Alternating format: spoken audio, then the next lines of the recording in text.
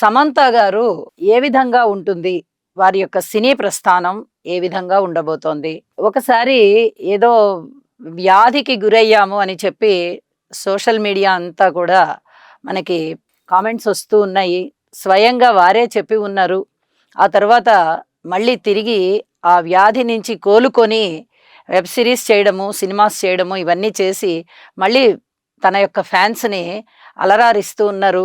28 April 1987 సంవత్సరంలో సాయంత్రం 7 గంటల వేళప్పుడు చెన్నైలో సమంత గారు జన్మించారు. అయితే వీరి యొక్క జన్మ లగ్నము తులా లగ్నం అవుతూ ఉంది. రాశి మేషరాశి అవుతూ ఉంది. నక్షత్రం వచ్చేసరికి భరణి నక్షత్రం. కష్టపడి పైకొస్తారు అని చెప్పడంలో ఇంకా వేరే ఏమీ సందేహం లేదు. అప్ అండ్ డౌన్స్ ఉంటాయి అని చెప్పి చెప్పచ్చు.